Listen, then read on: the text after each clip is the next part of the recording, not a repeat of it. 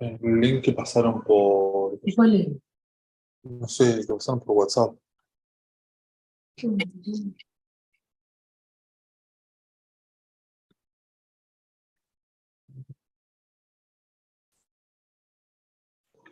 Ya te damos el alta de nuestro seguimiento. Yo sé.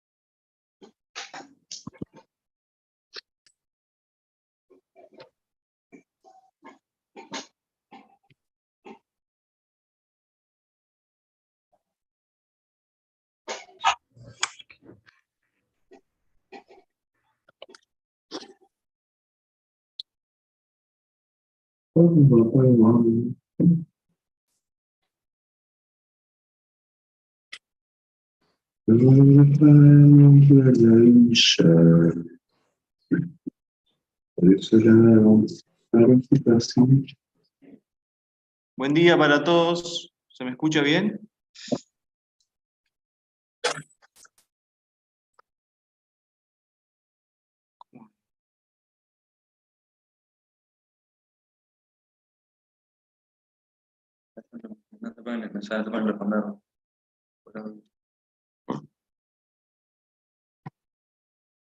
Ahí sí. No, pero este número con. Está bien, sí, bien. No me puedo. No, acá te respondo. Sí, chat. El micrófono. Buen día, ¿me escuchan? ¿Alguno que me conteste por mensaje?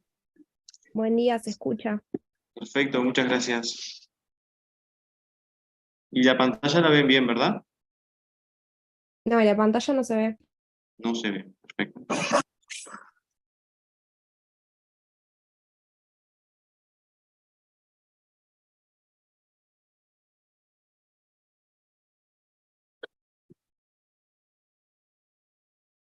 ¿Ahí? Sí, ahí se ve. Perfecto.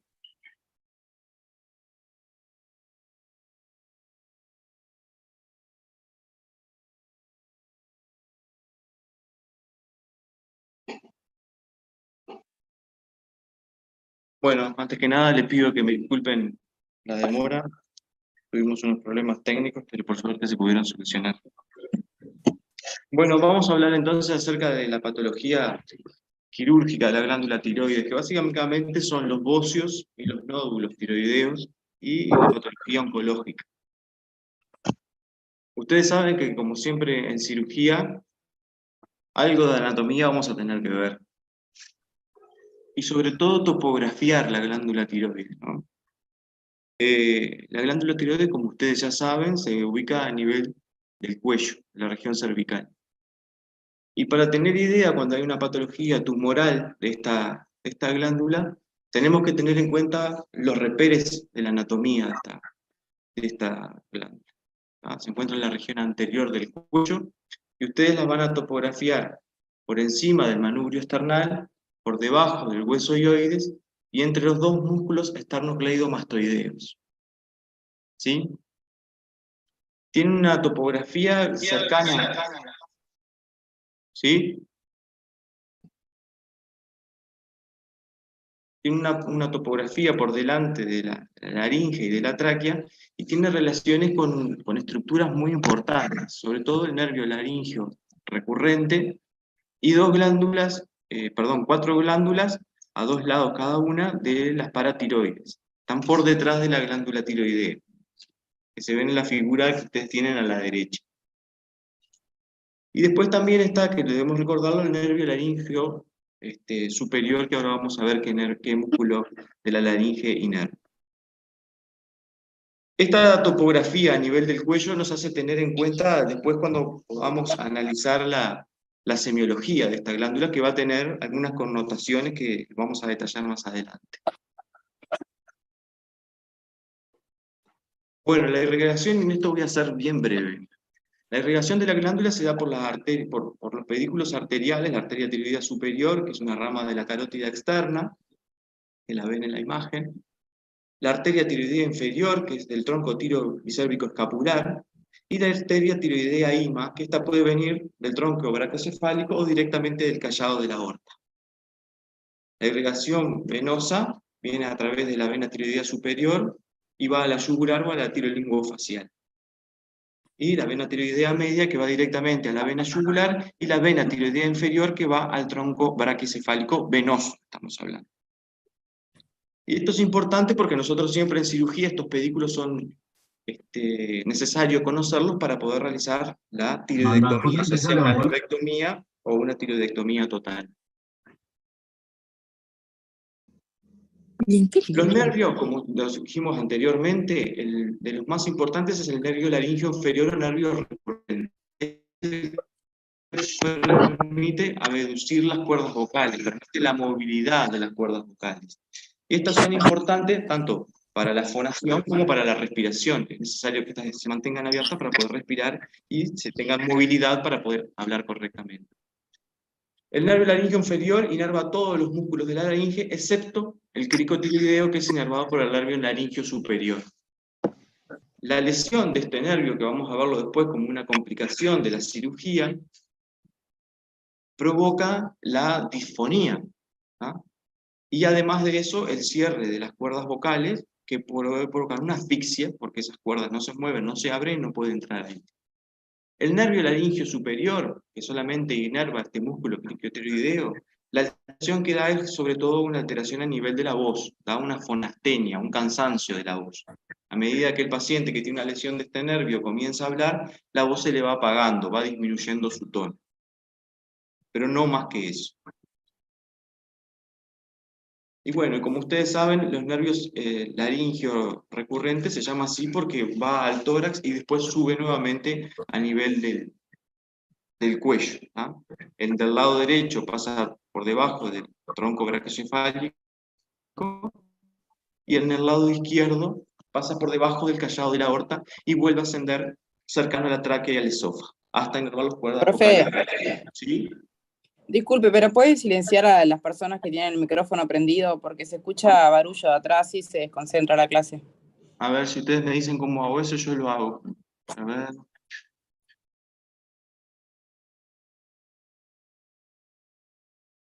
Por favor, la gente que tiene los micrófonos abiertos, les pedimos silencio.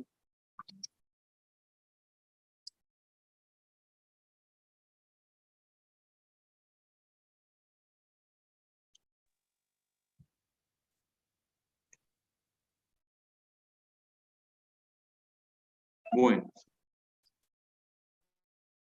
Continuamos.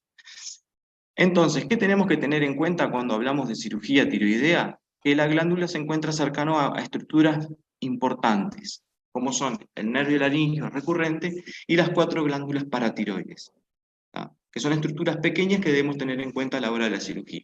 Después ni que hablar que hay estructuras más grandes macroscópicamente, como pueden ser la carótida, la vena yugular, la tráquea, esas cosas ni que hablar. Pero siempre las complicaciones que se dan a nivel de este tipo de cirugía son esas: las lesiones del nervio laríngeo recurrente y las lesiones de estas glándulas paratiroides que después vamos a hablar. Sí, sí. Silencio en los micrófonos, por favor, que no podemos concentrar. Bueno, la semiología del cuello, y esto a veces es un poco difícil transmitirlo a través del Zoom. Yo siempre cuando hablo de este tipo de semiología, es bueno mostrarles cómo se hace. Pero básicamente cuenta de una inspección estática, en principio, ¿tá? Y recuerden siempre que la inspección o el examen físico de cuello siempre se tiene que hacer en un ambiente cálido y con luz natural. Y tratar de exponer la región al menos de los hombros, ¿tá? Hasta las mamilas se dice aproximadamente que debe estar expuesto del cuello. Las mujeres o quienes tengan pelo largo deben tener el pelo recogido para poder ver bien el cuello. Y se examina desde todos los cuadrantes, de adelante, de los costados, de atrás, buscando alguna deformidad, latido, tumoración que se haga visible, y también buscando patología cervical. No olviden que cuando nosotros realizamos una cirugía de la glándula tiroides, extendemos el cuello, y si hay una patología osteoarticular, por ejemplo, podemos lesionar algo a nivel raquimedular. Entonces, es muy importante determinar si existe o no alguna patología a nivel de la columna que durante la relajación que produce la anestesia y la extensión del cuello podamos lesionar. Luego viene la inspección dinámica, y ahí también le pedimos al paciente que mueva el cuello y le preguntamos si eso despierta algún tipo de dolor, también pensando en esa posible lesión que podamos cometer a la hora de relajar al paciente y extender el cuello. Si un paciente nos refiere que tiene dolor en la movilidad, tenemos que tener mayores cuidados durante el tiempo quirúrgico. En el caso de que veamos alguna tumoración, la describimos básicamente como hacemos con todas las tumoraciones, el Slitafor con Morresen.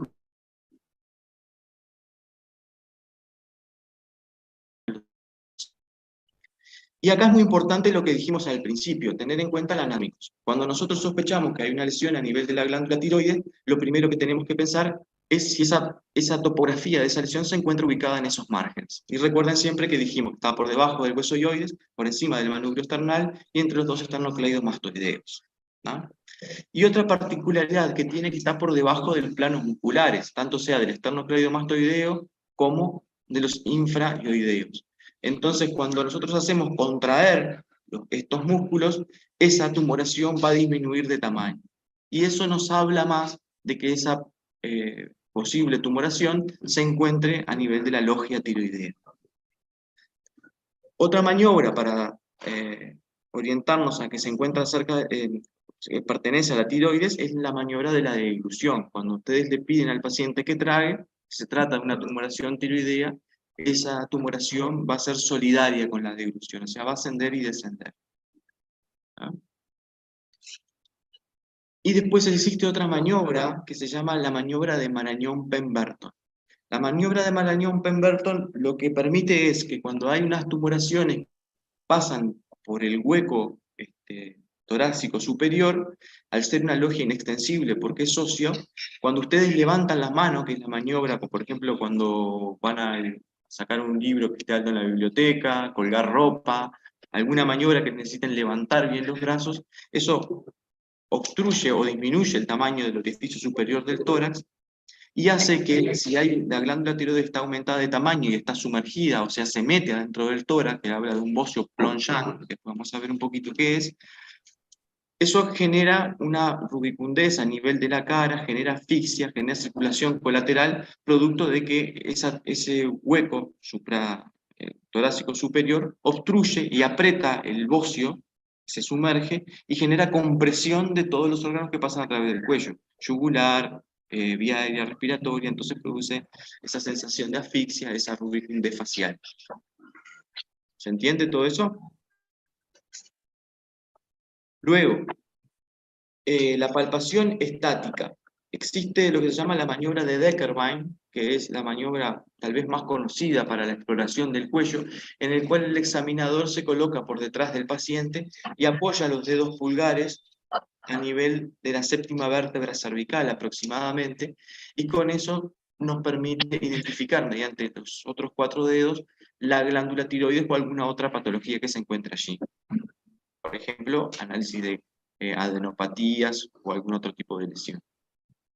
La maniobra de Chapman se llama la maniobra del ahorcado. A diferencia de palpar con los 4 dedos como la maniobra anterior, que es la más utilizada, la maniobra de Chapman lo que hace es palpar con los dedos pulgares el nódulo tiroideo que aparezca, por ejemplo. Bueno. La maniobra de Riedel lo que permite es, mediante la palpación de los 4 dedos, palpar ganglios, por ejemplo, supraclaviculares. En la palpación dinámica lo que le pedimos al paciente es que mediante la maniobra de Deckermann que estamos palpando a través de la séptima vértebra cervical apoyado en los dedos pulgares, le pedimos al paciente que degluta, y cuando el paciente deglute podemos ver que esa lesión asciende y descienda y nos oriente más a que sea una patología a nivel de la tiroides. Luego la percusión. La percusión en el cuello no tiene mucho valor, pero puede ser útil, por ejemplo, en un bocio sumergido, como dijimos anteriormente, el bocio plongeant, que es cuando gran parte, un 50%, 30% de la glándula tiroides se mete en el sector superior del tórax, en el intestino anterior, y lo ocupa. En ese caso, la percusión del manubrio supraesternal nos daría un sonido mate, y nos haría pensar de que un sector de la glándula pudiera estar introducido a nivel del tórax. Y la auscultación tampoco tiene mucho valor. Sí puede utilizarse, por ejemplo, si encontramos algún frémito a nivel de la carótida, ¿ah? O incluso en los pacientes que tenían un gran deshipertiroidismo, una enfermedad de Graves-Basedow, se decía que el flujo vascular era tan grande que a veces se llegaba a escuchar con la auscultación la glándula, ¿no? Pero realmente son de poco valor, la percusión y la auscultación. La percusión, ya les digo, lo que adquiere más valor es sobre todo a nivel del manubrio supraesternal, para ver si hay un bocio sumergido o no. Esta es la maniobra más conocida y es la que yo quiero que ustedes recuerden, que van a ser la que más van a utilizar, ¿ah? Los dedos pulgares apoyados en la séptima vértebra y los 4 dedos van explorando la glándula tiroides. No solamente la glándula tiroides, sino también en busca de la presencia de adenopatías. Y las adenopatías las buscan a nivel submaxilar, submentoniano, a nivel yugulocarotídeo y a nivel supraclavicular. Porque eso también va a tener connotaciones terapéuticas. Bueno, y ahora ya vamos a empezar en lo que es la definición de bocio, ¿tá? La clásica definición de bocio es el aumento de la glándula tiroides, ¿tá? Eso es el bocio en estado clínico, una definición clínica. Y ustedes saben que hay diferentes grados de bocio que van del 1 al 4. ¿tá? El 1 es cuando no se ve pero se palpa, el 2 se ve y se palpa, el 3 les va a deformar el cuello, y el 4 se dice cuando se ve de atrás. Y luego hay una definición también ecográfica que define al bocio como un aumento de la glándula tiroides por encima de los 30 centímetros cúbicos. Y hay otra definición, que es anatomopatológica, que define el bocio como a expensas de los componentes normales de la glándula tiroides. Es decir, desecha del diagnóstico de bocio la patología neoplásica, tanto sea benigna como maligna. ¿Cómo se pueden clasificar estos bocios? Y bueno, de acuerdo al tamaño, como ya les dije, que va del 1 al 4, y de acuerdo a la función tiroidea. Entonces ustedes pueden hablar de un bocio hipertiroideo, un bocio con hipofunción tiroidea, o incluso un bocio eufuncionante. Que exista una patología bociosa, o sea, un aumento de la glándula, no quiere decir que el paciente no pueda estar en eufunción. Y después hay enfermedades que tienen nombres propios. Como ustedes conocen, la enfermedad de Graves-Basedow es el bocio difuso con hipertiroidismo. La enfermedad de Plummer, el hipertiroidismo con bocio multinodular, el nódulo tóxico cuando hay un nódulo tiroideo que da hipertiroidismo, el bocio con hipotiroidismo o eutiroidismo como la enfermedad de Hashimoto, que es una enfermedad autoinmune. O sea que hay varias relaciones de la patología bociosa con la función tiroidea. Y no solamente con la función, sino que puede ser múltiple o un bocio difuso. Y un aspecto no menor que vamos a hablar también un poco más adelante es que muchas veces lo que nos parece ser un nódulo único, cuando hacemos la ecografía, aparece en mayor cantidad de nódulos. ¿Ah? Y eso es importante, porque hoy en día no podemos casi valorar una glándula tiroides sin la ayuda de una ecografía. Casi que se consideraría como un elemento semiológico más para la patología tiroidea la realización de una ecografía tiroides. Bueno, y acá un poquito lo que yo les quería mostrar, que es el signo de Pemberton, que es la maniobra semiológica. Cuando un bocio crece tanto, tiene tendencia a sumergirse a nivel del tórax. Y esto se produce básicamente porque los músculos infraioideos generan una especie de un canal hacia el tórax. Además de todo eso, la presión a nivel torácica es negativa.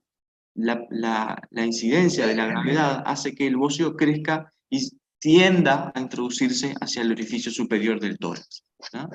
¿Y cómo nos damos cuenta cuando un bocio es plongeant o hay algún componente que se mete adentro del tórax? Uno ya les dije que era la percusión, y el otro es el signo de Pemberton.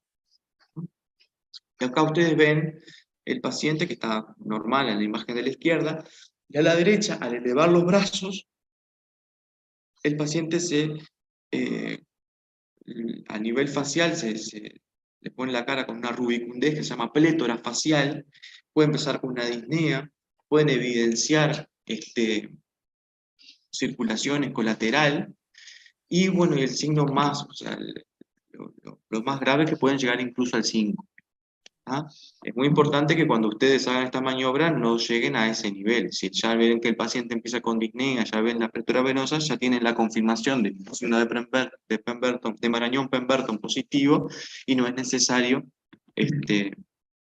que sigan manteniendo al paciente con los brazos elevados hasta llegar a un síncope, por ejemplo.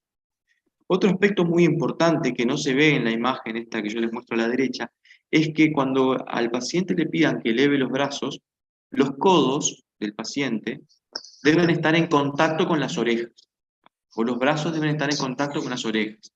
No sirve levantar las manos así un poquito y nada más, no, tiene que levantar, extender, hasta que el brazo tome contacto con la oreja.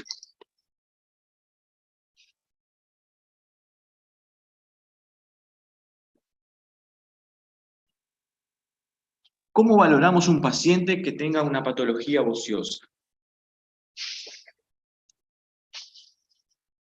Lo primero es estudiar la función tiroidea. Y para eso le vamos a pedir TSH, que esta puede estar aumentada o disminuida. Obviamente que ustedes saben que esto tiene una retroalimentación. Cuando la TSH está aumentada, es para poder estimular la tiroidesa que forme más T4. Si la T4 está aumentada, la TSH baja para tratar de que no siga elevándose esa T4.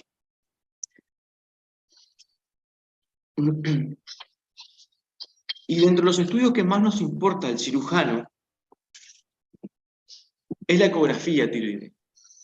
La ecografía nos da muchísima información acerca de la glándula tiroides y es de mucho valor a la hora de tomar decisiones terapéuticas, porque los dedos, la palpación, el examen físico tienen muchas limitaciones, porque la mayoría de los nódulos son intratiroideos y con las masas musculares a nivel del cuello más el panículo es muy difícil llegar a palpar con sensibilidad y especificidad. Entonces la ecografía es una herramienta fundamental a la hora de tomar decisiones terapéuticas. La otra opción terapéutica es la punción aspiración con aguja fina. Si nosotros identificamos un nódulo en el cual lo vemos sospechoso de tener alguna lesión, lo que hacemos, por favor, ¿pueden silenciar los micrófonos que escuchan como ruidos de fondo? La punción aspiración lo que nos permite es pinchar el nódulo que nosotros vemos que es sospechoso y ver qué tipo de células está, y ver qué probabilidad tenemos de que esa lesión sea benigna o maligna. Y la tomografía es una herramienta que en la patología tiroidea no es de las más usadas, tiene sus indicaciones precisas. Y acá yo le puse ojo al piojo, no sobreindicar la tomografía.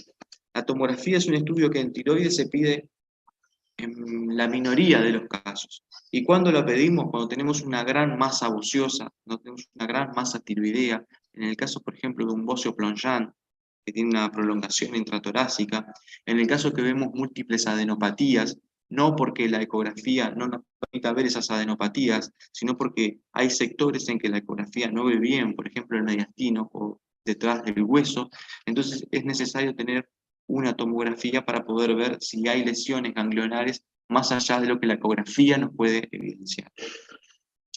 Entonces, la ecografía como concepto, la tomografía, perdón, como concepto, es en la minoría de los pacientes que se solicita.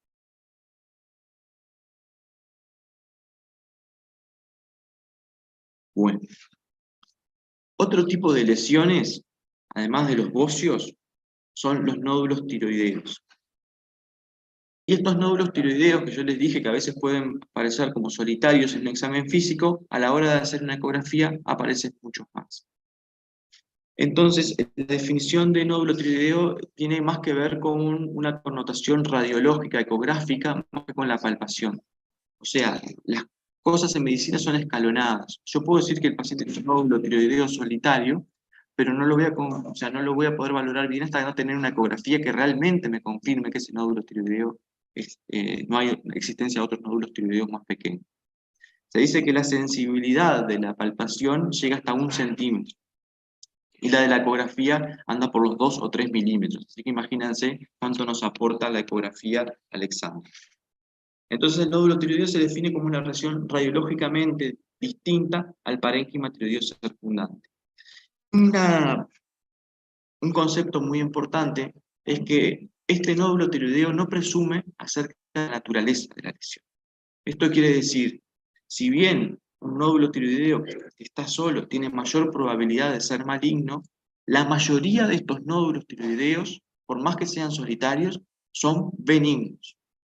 ¿Ah? Entonces, cuando yo tengo un nódulo tiroideo solitario, yo tengo un problema, un inconveniente, saber si ese nódulo es benigno o es maligno.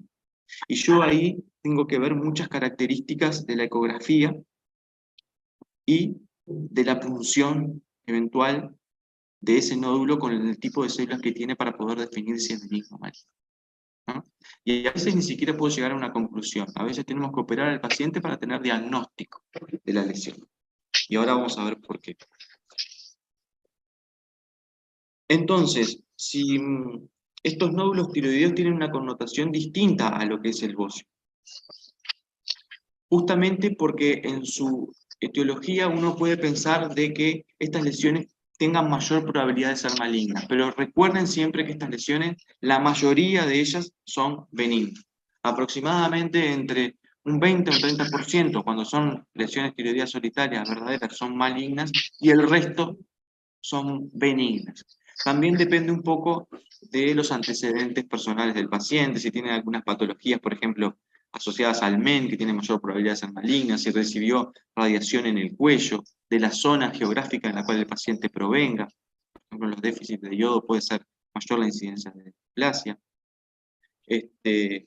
Si tiene algún antecedente familiar, de alguna lesión previa, todas esas cosas aumentan las probabilidades de que esa lesión sea maligna. Entonces, las causas de los nódulos tiroideos benignas, el bocio nodular benigno, la tiroiditis Hashimoto crónica también puede tener la presencia de nódulos, los quistes simples o hemorrágicos, los adenomas foliculares, la tiroiditis subaguda, y después las lesiones malignas, que son los linfomas primarios, los carcinomas, el papilar, el folicular, el medular y el anaplásico, y los más raros sarcomas, teratomas, metástasis. Siempre que ustedes tengan una lesión a nivel del cuello, ustedes van a tener que diferenciar, ¿esta lesión viene de la glándula tiroides o viene de otro sector? ¿Cuáles son mis diagnósticos diferenciales de esta patología nodular? ¿Es un ganglio?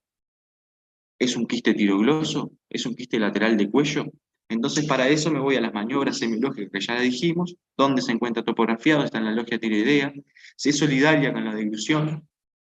Todas esas cosas nos hace pensar que esa lesión provenga de la glándula tiroides, y ahí plantear las causas estas que yo le estoy planteando en este momento. Bueno, la ecografía. Dijimos que la ecografía para la patología tiroidea es de suma importancia. Por favor, silencien los micrófonos, se escucha todo. Profe, si pones en participantes, vos podés hacer clic y seleccionar a los pacientes que están con el micrófono prendido.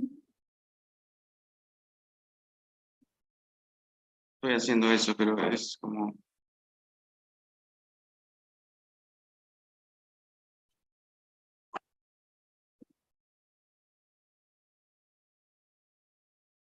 Ah, ya lo hice. Pero igual como que aparecen más ruidos.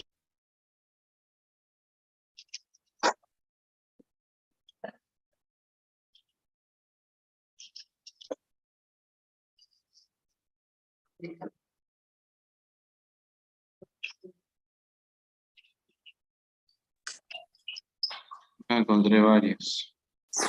Juan, soy yo, Cecilia. Gracias.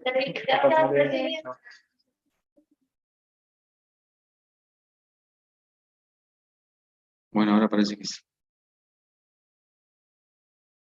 Bueno, entonces la ecografía es de gran valor, es un estudio que es operador dependiente. Necesitamos de un técnico que sea especializado en la patología tiroidea para que nos pueda dar valor al estudio que realizamos, porque si no muchas veces nos confunde y hace que los tratamientos no sean los más adecuados. ¿De qué nos va a hablar la ecografía? Nos va a hablar del tamaño de la glándula, que es muy importante, qué volumen tiene la glándula, si tiene presencia de nódulos y qué características tienen esos nódulos. La patología tiroidea clasifica, la ecografía tiroidea clasifica a los nódulos en 6 categorías que se llaman categorías de TIRADS, ¿ah? Igual que el de la mama, pero en la tiroides se llama TIRADS. ¿Ah? La categoría de TIRADS da del 1 al 6 determinadas características que hacen que esos nódulos tengan mayor probabilidad de ser benignos o malignos. Y además nos permite identificar qué nódulos van a ir a punción y qué nódulos no van a ir a punción, según esas características ecográficas. Cuando un nódulo tiene características ecográficas que a nosotros nos hagan pensar que puede tener probabilidad de ser maligno.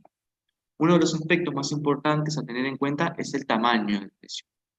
A las lesiones más grandes tienen mayor probabilidad de ser lesiones malignas. Por encima de los 3-4 centímetros, el riesgo de malignidad va a aumentar. ¿Cuáles son las otras características? La pérdida del halo. La pérdida del halo también habla de que esas lesiones tengan mayor probabilidad de ser malignas. ¿Qué es la pérdida del halo? Cuando un nódulo crece y es benigno, crece, expande y comprime el parénquima circundante. Pero a diferencia, cuando un nódulo es maligno, las lesiones no son compresivas alrededor del parénquima, sino que son infiltrativas. Esperen que estoy dando clase acá, chicos.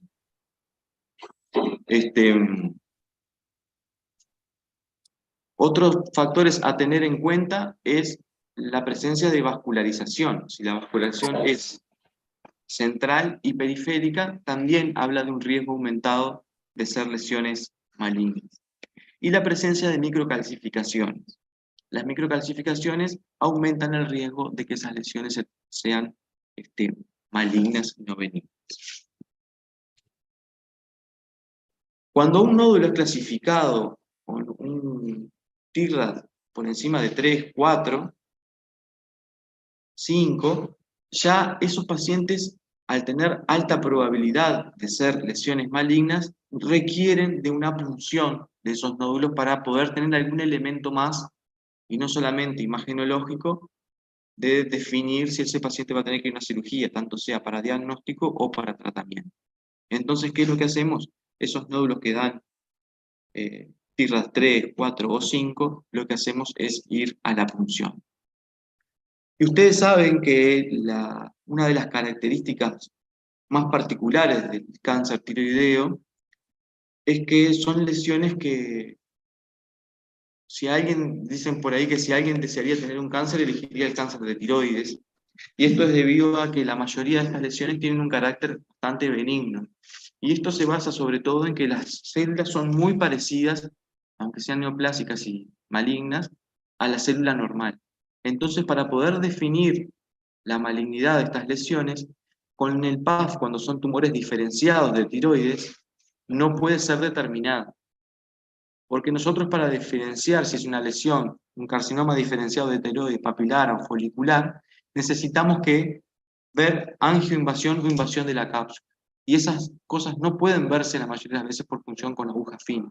Entonces, estas lesiones no pueden ser determinadas solamente con punción aguja fina. ¿Cuándo sí pueden ver? Bueno, cuando las características nucleares son compatibles con lesiones papilares y cuando hay presencia de papilas, más que nada, en cuerpos de SAMU. ¿Ah? O sea que hay características, formación de papilas y características nucleares de algunas lesiones, sobre todo de las papilares, que nos hacen pensar de que esas lesiones puedan llegar a ser malignas.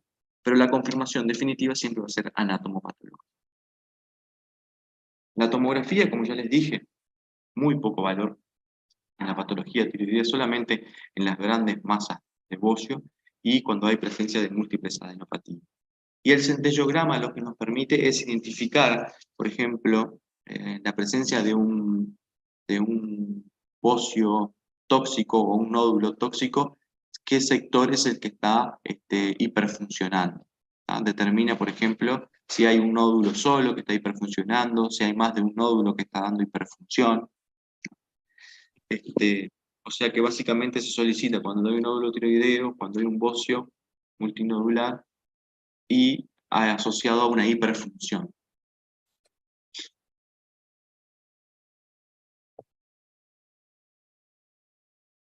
¿Cómo podemos acordarnos de los cánceres de tiroides? Nosotros tenemos el 95% de las lesiones neoplásicas malignas de la tiroides son cánceres diferenciados de tiroides, que son el papilar y el folicular. Y los tumores medulares y los anaplásicos ya son tumores que son más agresivos. Los tumores diferenciados papilar y folicular son básicamente los que más vamos a ver y más van a encontrarse en su práctica clínica diaria. Porque ya les digo, son el 95% de las lesiones. Y tienen un carácter totalmente indolente en la mayoría de las veces. Incluso la sobrevida de estas lesiones, en vez de medirse a 5 años, como en la gran mayoría de los tumores que vemos nosotros en cirugía, cáncer de páncreas, cáncer de colon, recto, estos se ven más a 10 años. A 10 años. ¿Ah? Y lo que más nos importa es un correcto tratamiento, no por la morbilidad, por la mortalidad que esto genera, sino por la morbilidad que genera. Un tratamiento incorrecto de este tipo de lesiones lleva a que tenga recidivas a nivel locorregional que requiera de múltiples cirugías. Entonces lo mejor es identificar bien el problema, qué tipo de lesión es y qué tratamiento le podemos adjudicar a ese paciente para poder evitar estas complicaciones que generan los tratamientos que no son del todo correctos, que son las recidivas locorregionales. Porque ahí nos embarcamos en cirugías de reintervención que tienen mucho mayor riesgo de lesiones intraoperatorias, ¿no? Sobre todo a nivel de las paratiroides, nervios laringeos recurrentes. Las lesiones medulares y los pobremente diferenciados y anaplásicos son lesiones de que las personas mueren por esa lesión. En la mayoría de los tumores diferenciados de tiroides los pacientes mueren de otra cosa, no por el tipo de lesión. Y una forma, una mnemotecnia para acordarse del potencial maligno de estas lesiones que va de menor a mayor es por fin me acuerdo. ¿Ah?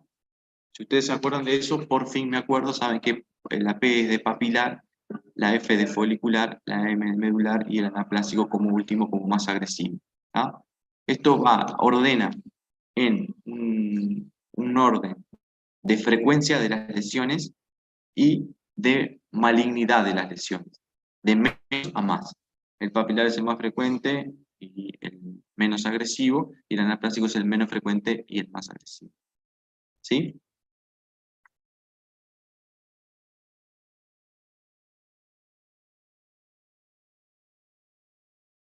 Bueno, ¿qué elementos tenemos que tener en cuenta para poder pensar que una lesión sea maligna? Y bueno, hay que ver, por ejemplo, las historias de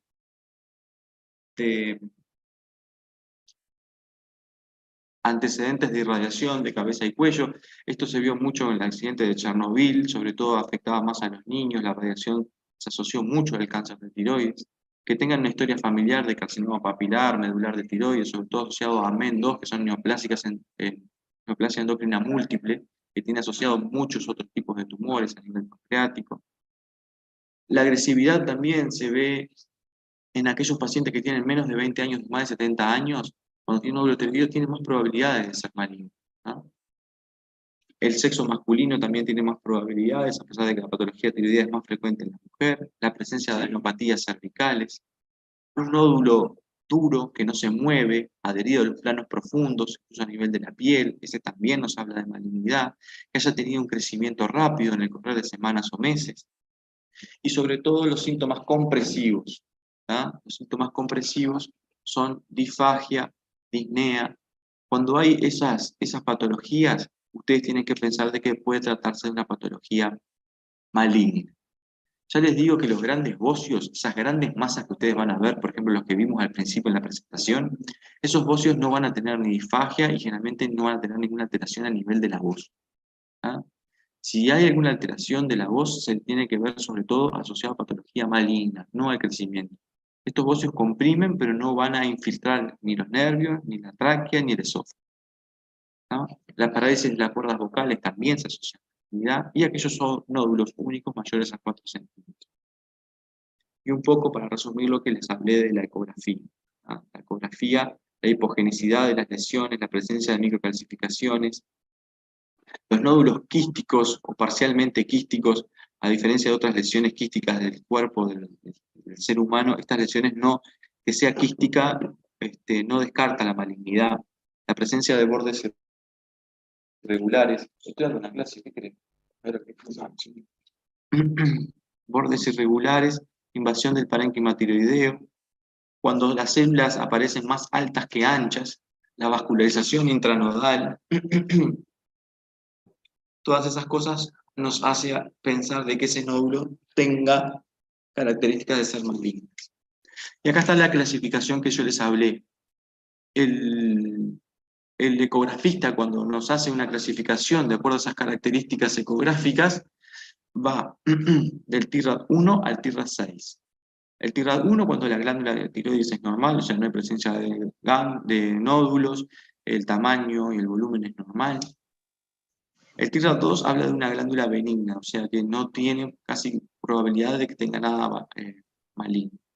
Ya el TIRAD 3 es un nódulo que es probablemente benigno, pero puede tener un porcentaje de malignidad. El TIRAD 4, cuando es sospechoso, 5-8% a 80% de malignidad. El TIRAD 6, cuando tiene muchas características ecográficas de malignidad. Y el TIRAD 6 es cuando ya tengo un diagnóstico de malignidad hecho por una punción, aspiración con aguja fina. Por ejemplo, la presencia de papilas y a nivel de la punción aspiración. Eso ya me confirma la malignidad, por ejemplo, un papilar.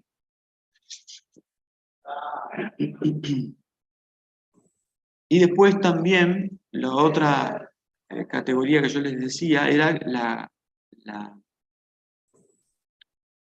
la punción con aspiración, el Bethesda, que también va del 1 a 6 y define el riesgo de malignidad que tienen esas lesiones. De acuerdo al análisis de esas células, ¿no? El 1 que tratamos de que cada vez ocurra menos es cuando la muestra fue insuficiente. Hoy en día el ecografista que hace la punción lo hace con el patólogo al lado y ya no es necesario repuncionar los pacientes porque la muestra fue insuficiente. Entonces el patólogo con el ecografista realizan la punción en el mismo acto y ya le dice si la cantidad de células que sacó es suficiente para hacer el diagnóstico o no. O sea que hay cierta tendencia a que no exista más. El Bethesda 2 es benigno, tiene alto porcentaje de que esas lesiones sean benignas, y ya los TIRAD 3 y 4 son los más, los que nos generan muchísima incertidumbre. Y acá en estos TIRAD 3 o 4, muchas veces tenemos que ir a la cirugía para poder establecer el diagnóstico.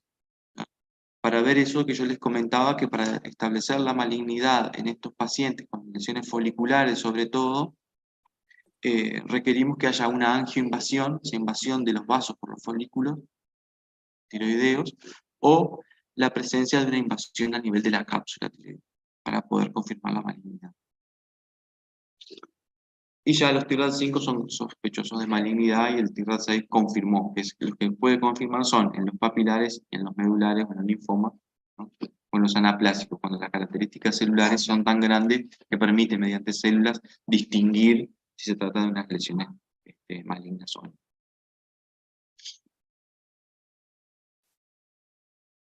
Bueno, vamos a hablar un poquito acerca del tratamiento.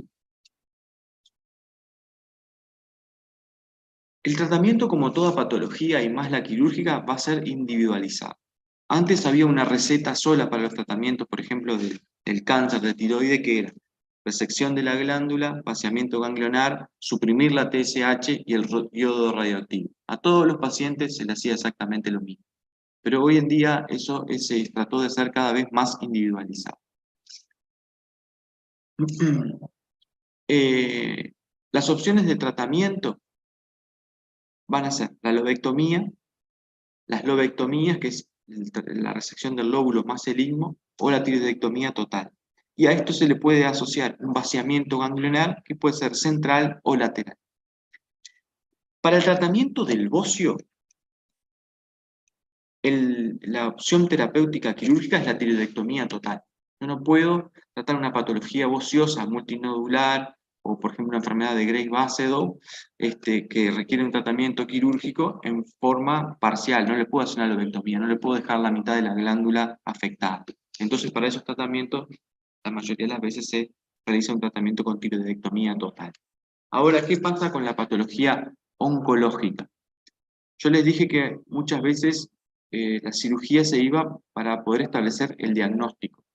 Y eso, nosotros lo que hacemos es, tenemos un nódulo que la ecografía y la punción dieron que era indeterminado. No podemos definir si es benigno o es maligno. Entonces esos pacientes irían a una cirugía para resección del lóbulo y un estudio anatomopatológico de esa pieza. Eso se hace un estudio extemporáneo, o sea, el anatomopatólogo lo analiza en el momento que nosotros estamos en la cirugía. Si el anatomopatólogo se puede expedir en ese momento, en los cortes que hace del nódulo tiroideo, vio angioinvasión, vio invasión de la cápsula, nosotros continuamos con la cirugía y hacemos una tiroidectomía total. Si por el contrario, el anatomopatólogo no puede expedirse, ese lóbulo tiroideo con ese nódulo va a ir a estudio extemporáneo, o sea, definitivo. ¿Qué quiere decir esto? Que se va a terminar la cirugía solamente con esa lobectomía, y el anatomopatólogo va a tener unos días para poder estudiar y hacer cortes más finos, a ver si en alguno de esos sectores más finos cortados de la lesión tiroidea ve algún elemento que hable de malignidad, que era esa angioinvasión, esa invasión de la cápsula. ¿Ah? Si se ve eso, hay que hacer una segunda intervención para realizar y completar la tiroidectomía total. ¿Qué pasa con los vaciamientos ganglionares? Hoy en día, los vaciamientos ganglionares de los tumores diferenciados, que es lo que los vamos a dedicar hoy, no está indicado en forma profiláctica. Si bien se discute mucho, se dice que en forma profiláctica no, la mayoría de las veces. ¿Cuándo estaría indicado hacer un vaciamiento central profiláctico de la tiroidectomía total? Cuando hay tumores mayores a 4 centímetros que tengan invasión de la cápsula o tengan un patrón a nivel anatomopatológico que nos hable de lesiones que tengan un componente maligno mayor. Y estos son un patrón en células altas, por ejemplo. Estas lesiones en patrón en células altas, si bien son carcinomas diferenciados de tiroides, estas características de las células altas van asociadas a una gran cantidad de alteraciones a nivel genética que hacen que estos tumores tengan mayor probabilidad de invasión a nivel ganglionar y dar la posibilidad de metástasis. Entonces, en estos casos sí se hace tiroidectomía total con vaciamiento central profiláctico. ¿Ah?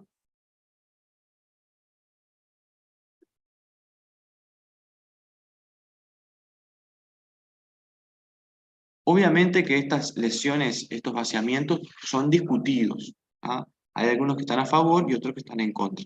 ¿Por qué? Porque los vaciamientos centrales van asociados de mayor morbilidad y mortalidad. Perdón, mayor morbilidad, mortalidad no, mayor morbilidad. Cuando nosotros sacamos los ganglios, estamos más cercanos a los nervios laringeos recurrentes, glándulas paratiroides, que pueden lesionarse y dar mayor morbilidad. Un paciente que le sacamos las 4 glándulas paratiroides queda tomando calcio de por vida. Un paciente que le lesionamos el nervio laríngeo recurrente queda con alteraciones de la voz. Imagínense si es docente, si es cantante, si tiene que presentar algunos trabajos en alguna empresa. Todas esas cosas van a afectar su calidad de vida.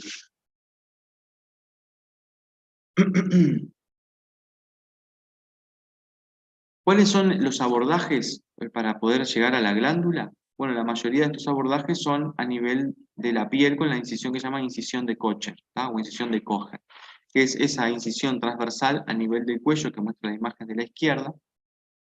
Acá que vemos la cicatriz. Pero sin embargo, hay abordajes más modernos en los que se hacen intervenciones perorales, ya, es a través de esta zona gingival del labio inferior, se entran a través de trocar y se hacen estas maniobras mini-invasivas, que al final terminan decolando tanto tejido que deja de ser un mini-invasivo, ¿no? Pero bueno, se llama abordaje mini-invasivo peroral y se hace a través de esta región, de la encía y el labio, se aborda por debajo de la piel hasta llegar a la glándula tiroides.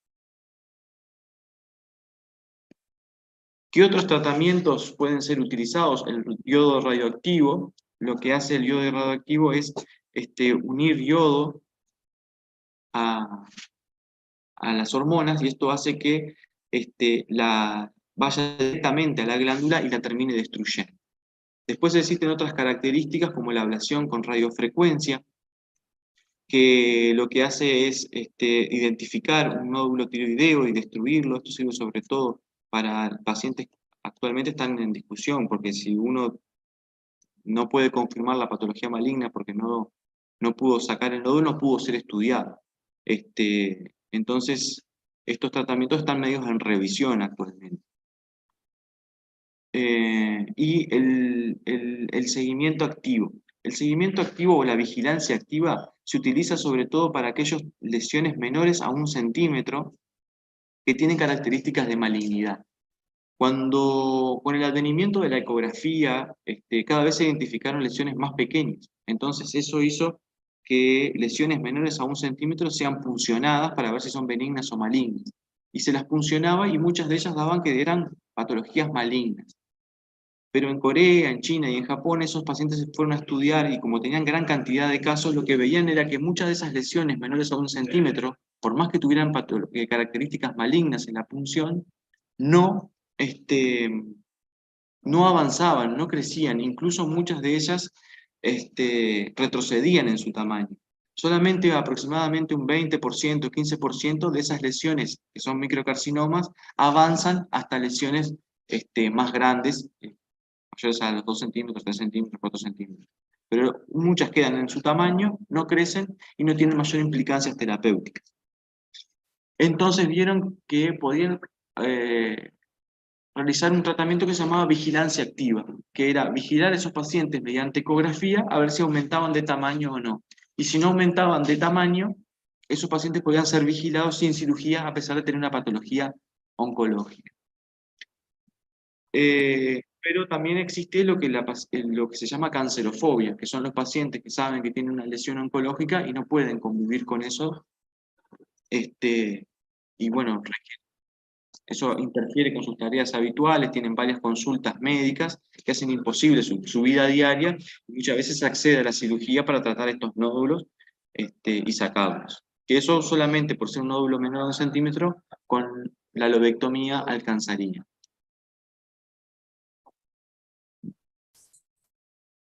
Bueno, ¿y cuáles son las complicaciones que tenemos? Las complicaciones son las lesiones del nervio laríngeo recurrente, que ya hemos hablado, las resecciones de las glándulas paratiroides, que son del tamaño de una lenteja aproximadamente, y muchas veces pueden irse cuando hacemos la resección ganglionar. También son más afectadas cuanto más nos extendamos en la cirugía. Una cirugía que va con un vaciamiento ganglionar tiene más probabilidades de tener lesiones tanto del nervio laríngeo recurrente como de las paratiroides. Y el hematoma tiroideo también es una de las complicaciones más temidas. Esto se producía sobre todo en épocas anteriores donde los selladores vasculares no existían y en la era preanestésica. Hoy en día con la anestesia avanzada que permite tener un paciente dormido, relajado, los selladores hemostáticos, el material de precisión, la utilización de lupas, todo eso ha disminuido la incidencia de este tipo de hematomas. Pero estos hematomas eran bastante complejos porque, digo, todavía se sigue viendo algunos, pero cada vez es más difícil, comprimen lo que es la tráquea y generan una asfixia. Entonces hay que descomprimirlos rápidamente, son una emergencia. Para poder determinar los elementos de hipocalcemia, uno de los signos es el signo de Chebostek, que lo que se hace es se percute a nivel del facial, pre-región auricular, se hace una percusión con el dedo, y lo que el paciente tiende a hacer es lo que se muestra en la imagen, ¿no? Como llevar la comisura labial hacia la región auricular. Y el signo de Trossier, que se le coloca un manguito por encima de la presión arterial, y el paciente lo que hace es como una maniobra de partera, ¿tá? Comprime todos los dedos, que son signos o elementos de hipocalcemia, clínicos, ¿no? Generalmente los pacientes que van a una tiroidectomía total quedan en el área de recuperación anestésica por 24 horas para identificar cualquier alteración, ya sea el hematoma, las lesiones del laringio recurrentes que provoquen alteraciones en la voz y asfixia, los hematomas asfícticos, se le saca en forma seriada calcio para determinar que no haya una hipocalcemia y eventualmente se transfunde calcio para poder evitar esas complicaciones que son la tetania, todas esas cosas. Y bueno, muchas gracias. Es un tema muy largo, traté de hablar todo lo que pude y tratar de aplicarlo a cosas que a ustedes les pudieran servir para la prueba. Obviamente que cada uno de estos temas daría para hablar horas, horas y horas. Pero bueno, habría que hacer un resumen y traté de resumirlo de la forma que yo considero que puede ser más práctica y más útil para ustedes. Muchas gracias. Por favor, voy a tratar de contestar las dudas o no sé qué me han escrito por acá por el chat.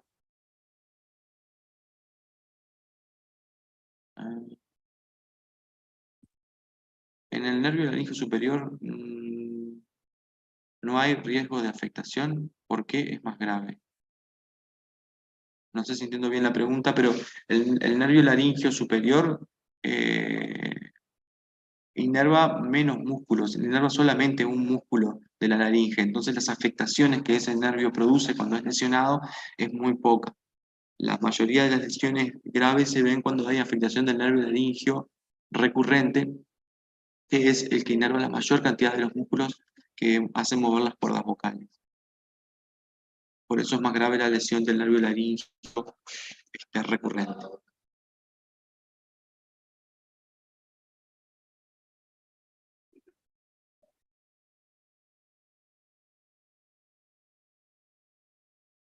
Queda grabado en YouTube, no sé si se está grabando.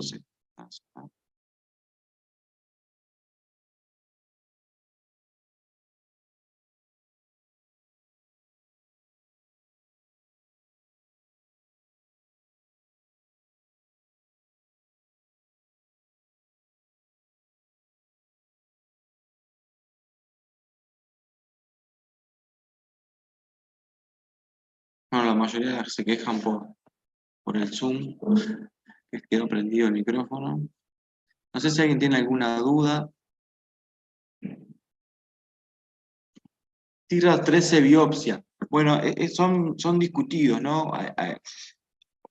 Yo lo que quiero que les quede un poco claro es que uno tiene que ver no solamente el TIRA ni el Bethesda, sino ni la clínica todas por separado, sino lo que uno tiene que hacer es ver que la clínica de ese nódulo, qué características tiene ese nódulo. Por ejemplo, si yo les digo que es un nódulo que creció rápidamente, que está adherido a los planos profundos, y el TIRA me da 3, que es poco probable, o el Bethesda me dio, que vio un sector de células que no eran probablemente malignas, bueno, tenemos que asociar todo, ¿no? ¿Qué es la clínica? ¿Qué da la ecografía? ¿Y qué da la punción? Y a partir de esos 3 elementos, yo poder tomar una decisión terapéutica, ¿no? Acá en esta pregunta, si el TIRA 13 biopsia, yo creo que es discutible y depende un poco también de las características clínicas de esa lesión. Si tengo una lesión, por ejemplo, que aumentó de tamaño rápidamente, que da alguna alteración a nivel del laringio recurrente, todas esas cosas capaz que tiendo más a biopsiarla, perdón. Si es una lesión que yo qué sé, se mantuvo así durante 10 años, no ha cambiado, es en un paciente de 80 y pico de años, con otras comorbilidades, que yo capaz no le voy a plantear un tratamiento quirúrgico en ningún momento, ese paciente como que se tiende menos a biopsiarlo. Le pongo los dos extremos para que quede un poco claro el concepto. Hola, buen día. Profe, una pregunta. Sí, las que quieran. La única forma de puncionar la masa, vamos a decir, maligna o no, es con la punción de aguja fina. ¿No hay otra forma para no esperar la cirugía y el estudio de la anatomía patológica? Porque, por ejemplo, en el cáncer de mama, ahora está el core biopsia que te da si el cáncer es luminal. En este no se aplica, pero digo, no hay otra forma de punción que ya en la cirugía, como entrar más preparado. No, lo que sí tenés son los estudios genéticos que vos podés hacer. ¿Qué pasa? Cuando vos haces la punción, necesitas ver ese tipo de células que te pueden orientar o no, esas características nucleares, citoplasmáticas que te pueden orientar o no a malignidad. Pero hoy en día hay estudios genéticos que estudian una cantidad de genes que lo que permiten es ver qué probabilidades tenés vos de esas lesiones sean malignas con más frecuencia o menos frecuencia. Entonces eso te da una herramienta mucho más amplia. El tema es que esos test son caros. En el Uruguay, por ejemplo, valen como $3.000. Entonces no todo el mundo accede, pero están probados que son una herramienta más para poder a vos guiarte en la determinación de las probabilidades. Como todo en medicina, esto es probabilidad. Y ya les digo, creo que uno de los conceptos más importantes que creo que se lleven es que no por una ecografía, no por una punción, no por una clínica nos vamos a definir, sino que por el conjunto de las tres, ¿tá? En qué paciente se da esa situación, qué características ecográficas, qué características del Bethesda, si le puedo hacer los test genéticos moleculares, eso mejor. Cuanto más herramientas yo tenga, más probabilidades voy a tener de hacer un diagnóstico y un tratamiento certero de eso. Pero en tiroides se usa la punción con aguja fina. Bien, bueno, Voy a buscar si hay alguna pregunta más, no sé si alguno tiene algo más. Si hay ganglios en el comportamiento lateral, ¿se hace vaciamiento lateral, central? Perfecta la pregunta. Cuando nosotros tenemos ganglios los tumores diferenciados que tengan compromiso ganglionar central, se sacan los ganglios centrales. Si hay un cáncer diferenciado que no tiene compromiso ganglionar, pero el tumor es un tumor grande, que va de la glándula, que tiene características citológicas como el patrón en células altas que hablan de mayor benignidad, puede llegar a hacerse un vaciamiento central profiláctico. En el que no se hace nunca un vaciamiento profiláctico es en el cáncer, son para los vaciamientos laterales. ¿Ah? Los vaciamientos laterales en los cánceres diferenciados solamente se hace si hay compromiso ganglionar macroscópico. ¿Ah? En eso sí se hace un vaciamiento lateral radical modificado, se le llama. Se llama radical modificado porque se deja el nervio espinal, el esternocleidomastoideo y la vena yugular que antes se sacaba. Se hace solamente el vaciamiento de los ganglios. Así que vaciamiento lateral profiláctico no. Y la pregunta, para responderla lo más precisamente posible como me la hicieron, es si hay ganglios en el comportamiento lateral, ¿se hace vaciamiento lateral y central o solo lateral? Si hay ganglios en el vaciamiento a nivel lateral, se hace el central y el lateral, porque es muy difícil que el cáncer de tiroides pase no pase por el central para dar el lateral, es dificilísimo. La mayoría de las veces lo que pasa es que el cáncer de tiroides da ganglios centrales y de los centrales van al lateral. No se saltea el paso central. Entonces siempre que va un vaciamiento central, el lateral se hace un vaciamiento central previo. Si notan que no respondí o como quieren la pregunta, me repreguntan. Yo, teóricos de politrauma, no soy yo el que los da. No sé quién es. ¿Cuáles eran las otras dos causas de vaciamiento ganglionar profiláctico, además de la lesión del patrón de células altas? Eso, el tumor que invade estructuras locorregionales y los tumores que son mayores a 4 centímetros.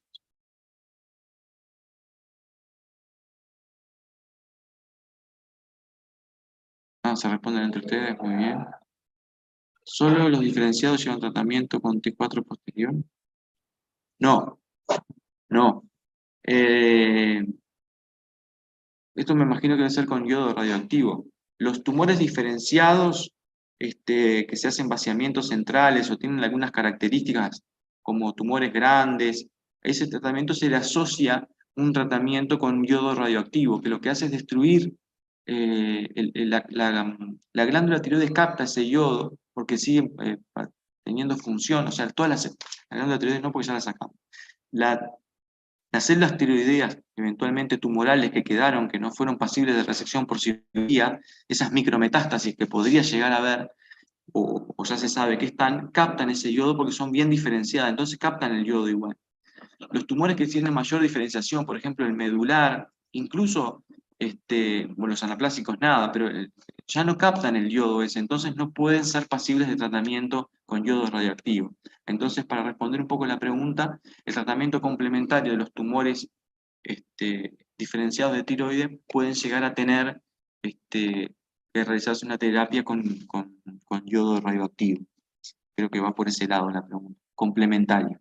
Que eso se define, bueno, de acuerdo al tamaño de la lesión, se sacó todos los ganglios, cuántos ganglios estuvieron comprometidos con células tumorales a la hora del estudio anatomopatológico. Ahí se visualiza eso y se determina si a ese paciente se le va a hacer yodo radioactivo o no.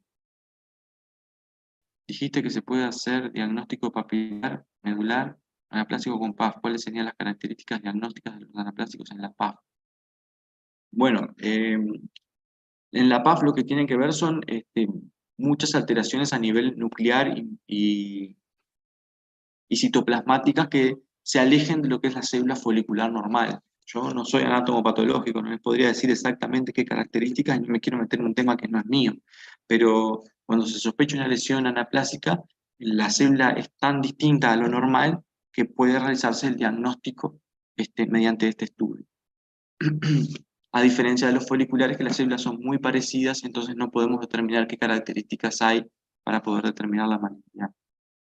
Perdonen que no puedo ahondar más en eso porque no es mi especialidad la anatomopatología.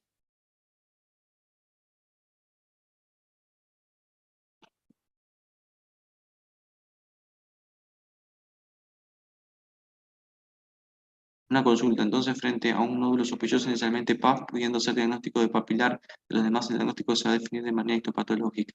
Sí, muchas veces cuando las lesiones crecen mucho, hay características en la punción que nos puedan hablar de mayor malignidad o características ecográficas, sumando esos tres factores o incluso esos test genéticos que hablamos, podemos tomar con mayor precisión ese diagnóstico, ¿no?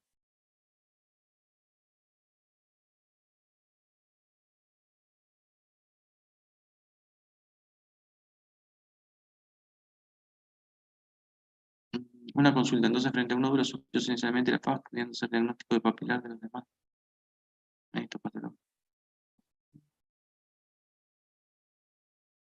El teórico de esófago no tengo a nadie a quien preguntarle acá, chicos, pero les transmito la duda y hago que se la contesten por algún grupo o por el EO. Bueno, si nadie tiene ninguna pregunta más, dejaríamos por acá.